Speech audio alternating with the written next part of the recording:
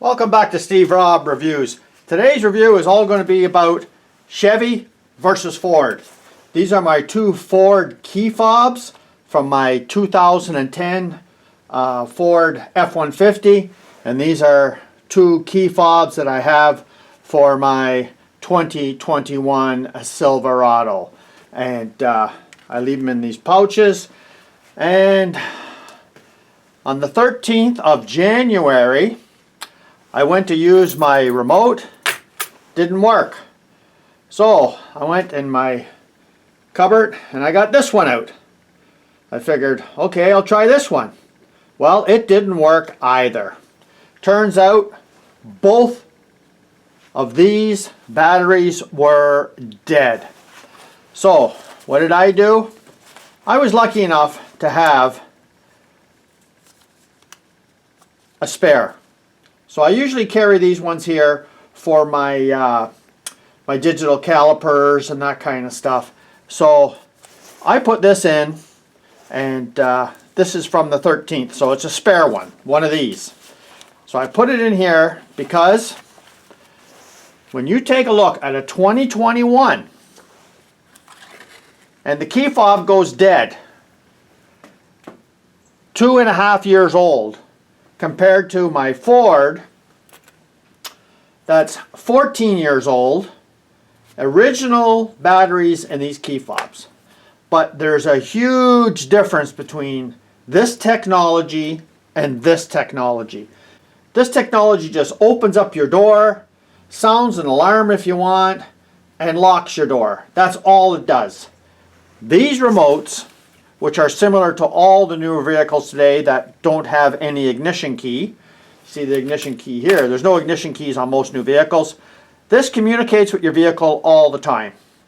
It doesn't communicate with, with my vehicles when I have them in the pouches, but generally you can't start your vehicle without one of these in the vehicle. And well, if the batteries go dead, what are the telltale signs? Well, in my case, absolutely nothing. I just went to try it. It was dead. Nothing happened. So what I did was I put this in the house for about 10 minutes, let it warm up, and I got it to work once to unlock the doors. So if you do get stranded, well, yeah, at least once you can unlock the doors if you just warm the battery up. And usually there's a spot in the vehicle. In my particular situation on the Silverado, you can put your little key fob inside the little lift up box in between the seats, and there's a spot you can place it so that when you hit your button on the dash to start the vehicle, hopefully there's enough in the battery to let it start. If not, you're thinking, well, how do you get in your vehicle? Well, it does come with the key to open up the vehicle, right, to get inside. But if you can't start the vehicle, well, you're pretty well foobarred. So I had to take this plastic apart, and I replaced it with two of the dollar store ones that are $1.25. In the meantime, I went and bought 4 good Duracells.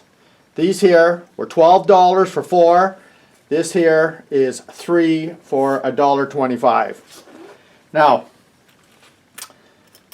when I was looking to buy my Chev Silverado in 2021, there was only 3 full-size pickup trucks that I was looking at, and that was either Dodge, Ford, or General Motors Silverado. So I picked the one with the best price, and I picked the Silverado.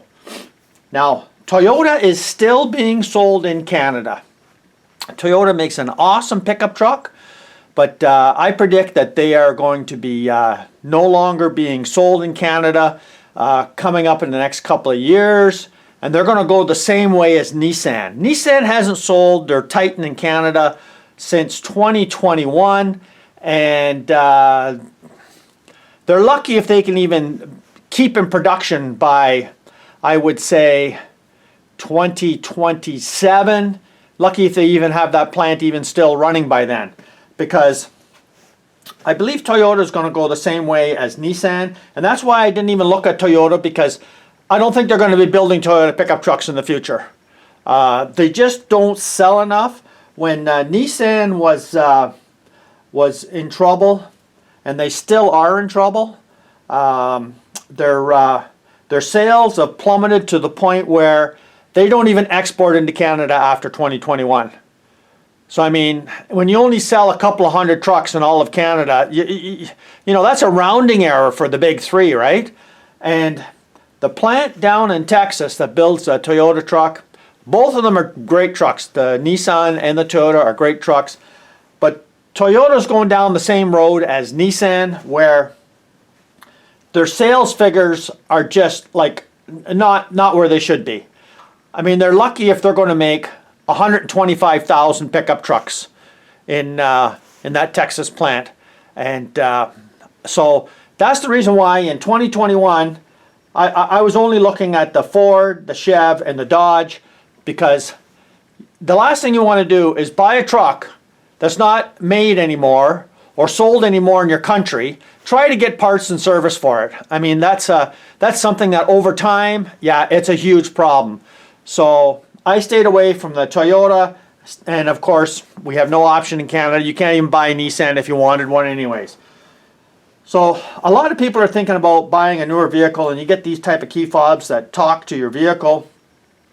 And you know, when it comes down to it, I had no idea that from owning this one, the Ford, from 2010, these are 14 years old with the original batteries in, to being surprised that I couldn't unlock the doors on a 2021 with these key fobs.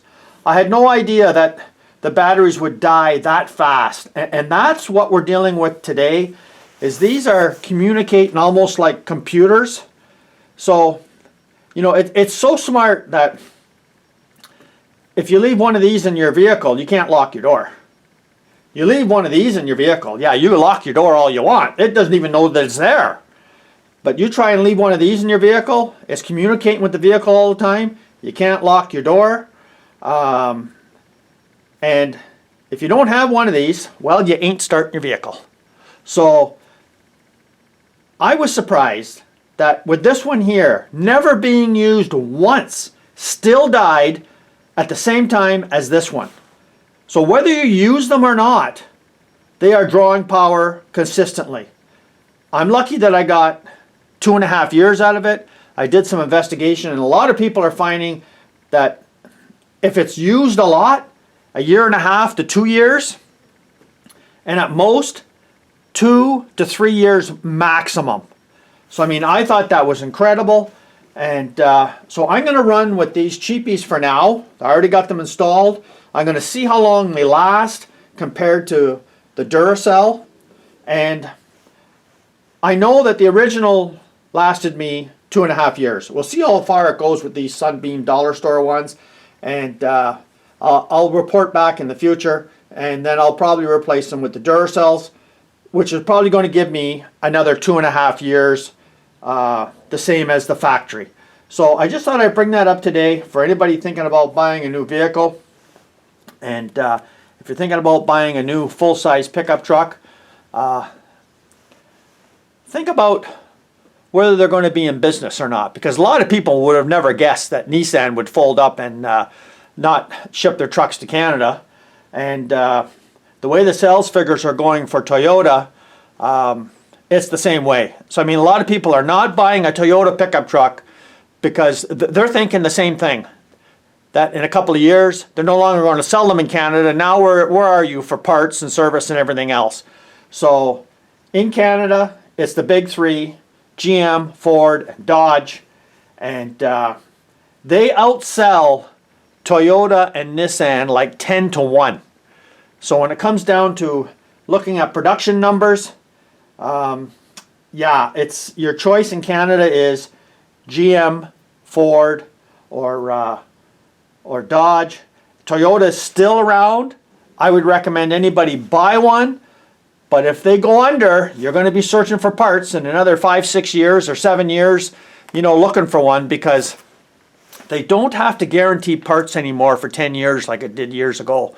Years ago, there was like this policy that if you sold a new vehicle in North America, you had to guarantee that you would have access to parts in 10 years. And well, there's a lot of loopholes in that. And one of them is, if they're not sold in your country no more, well, you're out of luck. So thanks for joining me here today. Come back again. If you haven't seen this channel before, you're welcome to subscribe and see and hear some things that maybe you haven't heard somewhere else. Cheers.